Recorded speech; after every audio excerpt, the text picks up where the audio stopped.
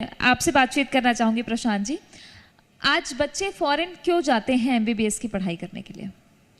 देखिए, इसके लिए हमें सबसे पहले बेसिक जो चीज़ें हैं उसको समझना बहुत ज़रूरी है।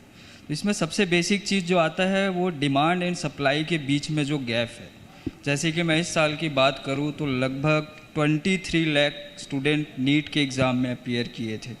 जो डॉक्टर बनना चाहते हैं वो नीट का एग्ज़ाम होता है जिसके थ्रू वो अपने डॉक्टर बनने का सपना पूरा करते हैं। सो 23 लाख स्टूडेंट अपीयर किए, जिसमें अगर हम सीट देखें तो अप्रॉक्स 45-50,000 हमारे पास में गवर्नमेंट की सीट है और लगभग 45-50,000 हमारे पास में प्राइवेट की सीट है।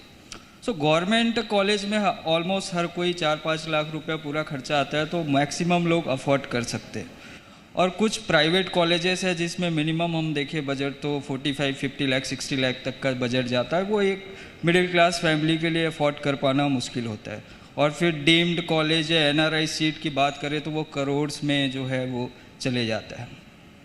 हमने पैंडेमिक के टाइम में पूरे वर्ल्ड ने देखा कि जितना ज़रूरी आज के समय में देश को अपने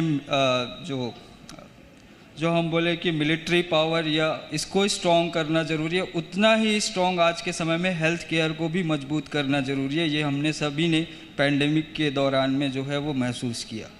तो हर एक पेरेंट्स, हर एक स्टूडेंट जो है वो आज के समय में डॉक्टरी के क्षेत्र में अपना एक स्कोप जो है वो देख रहा है।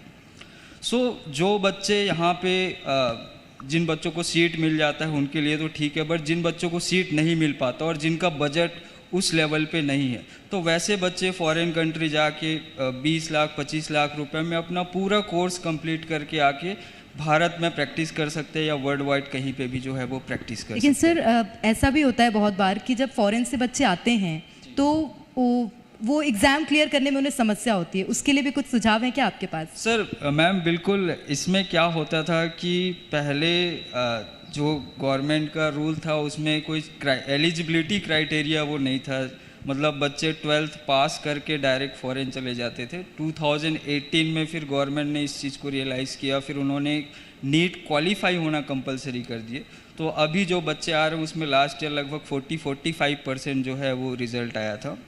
दूसरा चीज़ मैं आपको जानकारी देना चाहूँगा कि अभी एनएमसी आने के बाद में, नेशनल मेडिकल कमीशन आने के बाद में, उन्होंने कॉमन एग्जिट टेस्ट जो है वो ऑलरेडी इंडिया में इम्प्लीमेंट कर दिए हैं। अभी मोस्ट प्रोबेबली इस साल से जो बच्चे इंडिया में भी प्रैक्टिस करेंगे चाहे अब्रॉड में भी प्रैक्टिस करेंगे, उनको यहाँ प्रैक्टिस करने के लिए नेशनल एग्जिट टेस्ट का क्वालिफाई करना बहुत ज़रूरी है। तो अभी आप इंडिया में करें या अब्रॉड में करें, कुछ खास डिफरेंस रहा नहीं। मतलब समान है कि आप सेवा स्वास्थ्य के प्रति दे सकते हैं। बिल्कुल। और जरिया एक बने हैं प्रशांत बेलचंदन जी, जिस पर जानेंगे कि कैसे आप पहुंचाते हैं बच्चों को वहां तक। लेकिन बात बच्चों की हुई है तो राकेश जी, बच्चों के मानसिक स्वास्थ्य के लिए क्या ज़रूरी है और क्या ऐसे कारण हैं कि बच्चों की मेंटल हेल्थ पर असर पड़ता है? बच्चों के मानसिक स्वास्थ्य के लिए सबसे ज़रूरी है कि पेरेंट्स को इस बात का ध्यान देना कि बच्चे का जो समय है वो प्रॉपर डिवाइड हो। मतलब जैसे आजकल का जो स्कूलिंग है काफ़ी टाइम टेकिंग होता है, उसके बाद फिर होमवर्क भी रहता है, घर में जाके भी फिर वो होमवर्क कंप्लीट करने में बच्चों का काफ़ी टाइम जाता है। आजकल जो चीज़ नहीं मिल रही बच्चों को वो है सोशल प्ले करने का मौका। मतलब हर दिन कम से कम 2 या 3 घंटे का समय जो बच्चों को ना ग्रुप में बच्चों के साथ में जो दोस्त हैं, जो पेरीफेरी के गेम्स हैं जैसे क्रिकेट है या फिर बाहर जो ग्राउंड्स गेम है, उन एक्टिविटी में इन्वॉल्व बच्चों को करना पड़ेगा। अगर वो बच्चे स्पोर्ट्स एक्टिविटी में इन्वॉल्व होंगे तो उनका जो डिप्रेशन है वो कम रहेगा।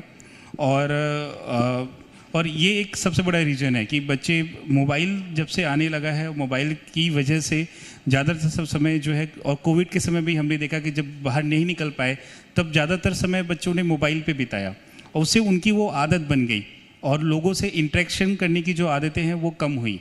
तो वो एक्टिविटी को पेरेंट्स को प्रमोट करना पड़ेगा बच्चों को बढ़ाने के लिए, ताकि मेंटल हेल्थ अच्छा हो उनका। और बिल्कुल ये ज़रूरी भी है। मुझे लगता है बच्चों की मेंटल हेल्थ का सबसे ज़्यादा प्रभाव उनके पेरेंट्स के बिहेवियर से पड़ता है, और वो इसी तरह से होना भी चाहिए कि पेरेंट्स ये कोशिश करें, ये प्रयास करें कि अगर बच्चे परेशान हैं मानसिक रूप से तो वो उसको लेकर उन्हें समझा सकें, उनसे बातचीत कर सकें।